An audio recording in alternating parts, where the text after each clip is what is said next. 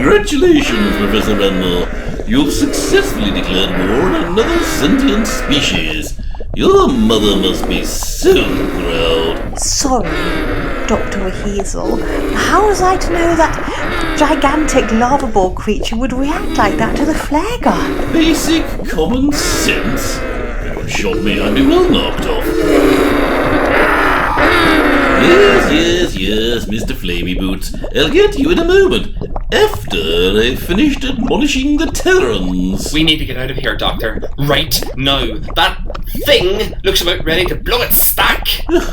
Typical of a primitive life form, ascribing primate emotional complexes to higher being. Entities who've lately surpassed the evolutionary stages where emotional responses manifest no matter. I'm not picking an argument with you, Doctor, but, alien or not, that life form looks like it's got a temper to me.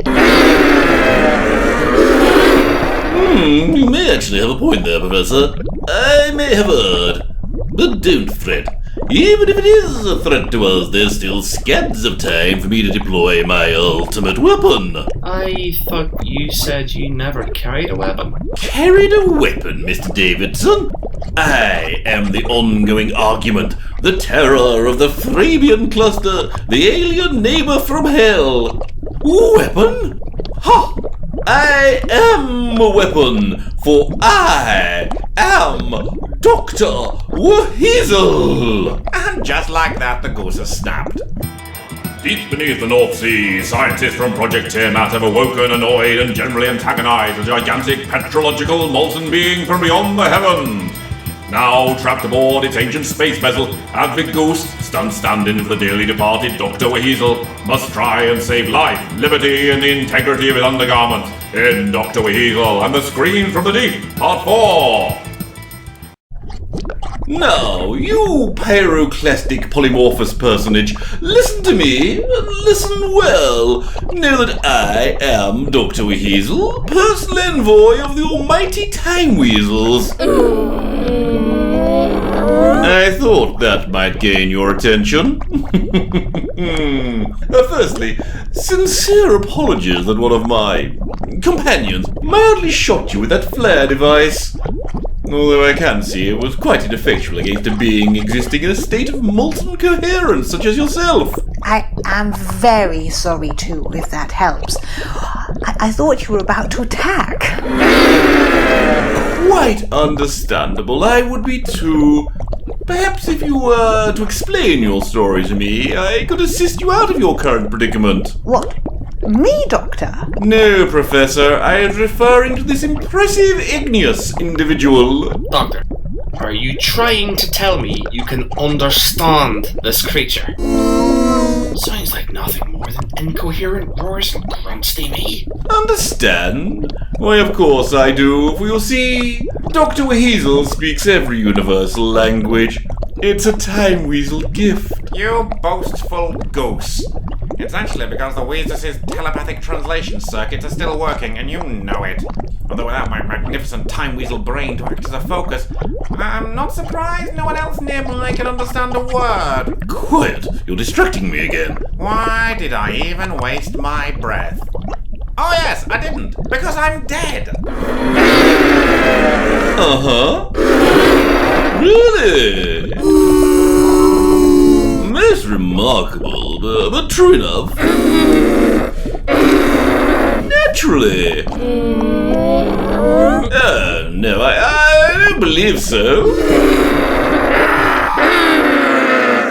Within a margin of error, I'd say yes. What's the story then, Doctor? Can we do anything to help? Yes, you can. It seems this entity, whose name is untranslatable into English, so let's call it Jeremy, crashed on Earth at some point in the mid-Cretaceous period. I'd hazard a guess of around 90 million years ago. From its readouts. At this point, Jeremy signaled for help and went into hibernation. You mean to tell me this Jeremy has been beneath the North Sea since before the dawn of time? Somewhat of an oversimplification, Mr. Davidson, but essentially yes. Since before the North Sea was really a sea, it has lain here, slumbering in this vessel, awaiting a rescue which never came. Sleeping? Until Project Tiamat came knocking on the back door, you mean? Doctor, I'm utterly ashamed. I never intended to cause any harm. My whole career has been about making the world a better place. And now...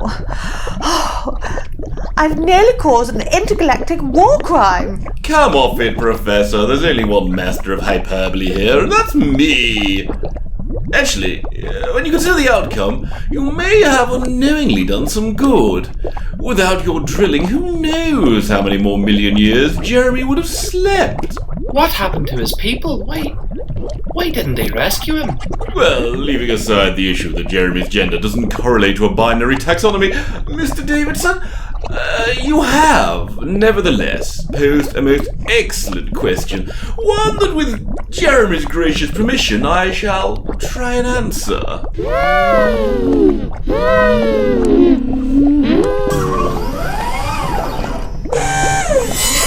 Ah, Jeremy, my old rock. It appears you have destroyed a large part of your exterior transceiver array upon impact with the Earth. No one came, because no signal was ever transmitted. Unfortunate, but true. However, it's readily rectifiable with the aid of some equipment from the WHeasel. Mr. Davidson, Professor Ranmore, if you'll be so kind as to keep Jeremy company for a few moments.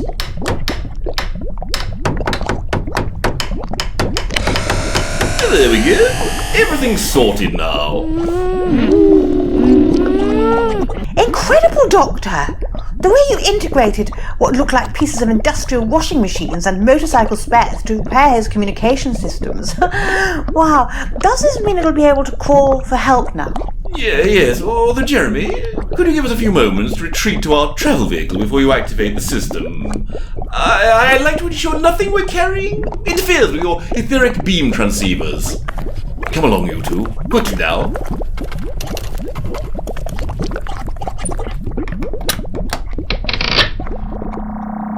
Was moving in here really necessary, Doctor WHeasel, for a radio transmission? Yes. Keep an eye on that monitor over there. Jeremy, you can activate your system now. Good luck.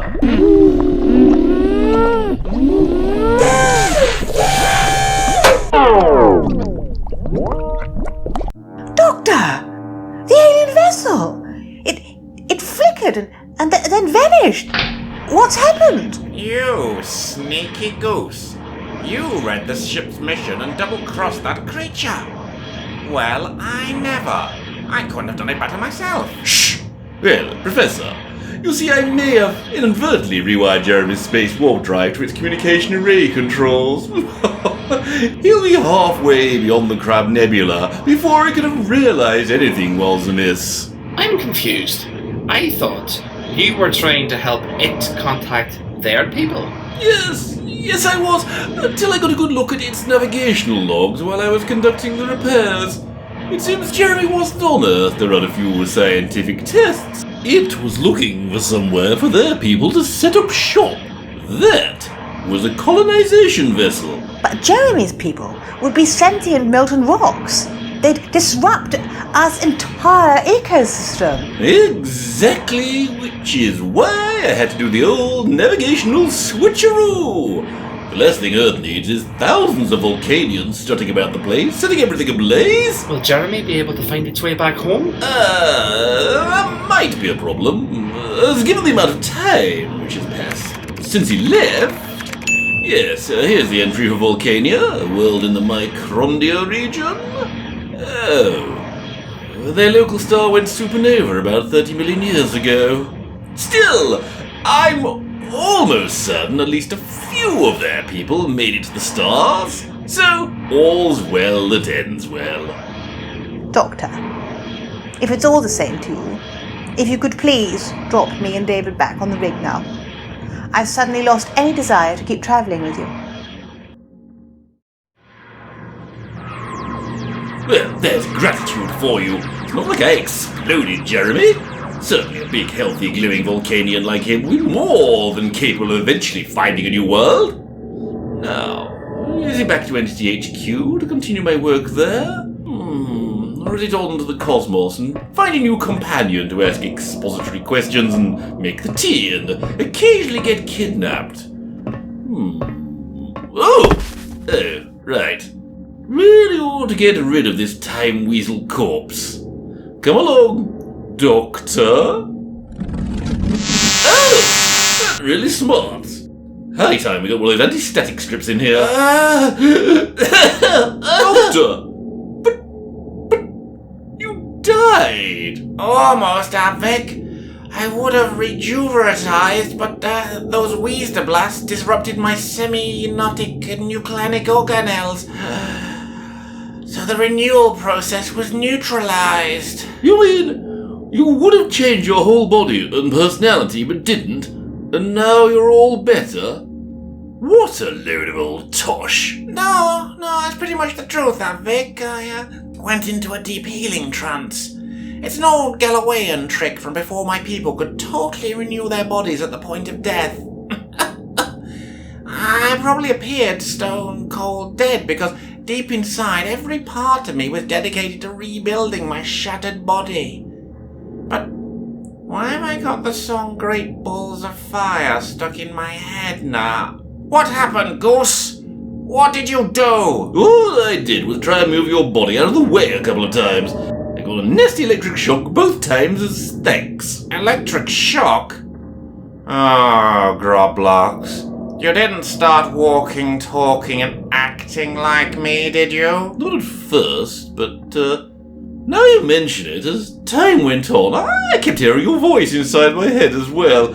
I assumed it was my memories of you. or that I'd started cracking up under the grief of your death. You flaming, flipping fusspot. My consciousness must have projected itself inside you when my body recovered. Oh, and now I feel so dirty that 1,000 showers won't be enough. Which explains how I knew to fly the Weasel and build all that technology and operate the sonic nail file too, now I come to think of it. Given I've normally not got the first clue about any of that sort of thing. Once I've had a decent meal, a long nap, and into some fresh clothes, Advick, you and I are going to have a very long talk. I'm not entirely happy to know our mentalities have been so intimately intertwined. Oh, do grow up, Doctor. It's not the end of the world. Where next for the newly refreshed Time Weasel Supreme? Why, it's off to the far future, where tensions between the Chiconian Empire and the United Earth Confederation are finally about to break out into open war. With hopes of a negotiated settlement rapidly vaporizing, can a new and untested ambassador, with a fluffy coat and an inquisitive nature, create a lasting peace, or will all shatter into the futility of a war between the stars? Explore the possibilities in Doctor WHeasel and the Foul Legend of Maine, Part 1! Doctor WHeasel's a Weasel Tele-Audio Enterprise production starring Randolph Weaseling and Doctor WHeasel, Killington Goose as Advick Goose, and featuring Joe Scott Darrell as Professor Terry Ranmore, Connor Darrell as Dave Davidson, and special monster effects from Joe Ryan. Don't forget to like, share, and subscribe!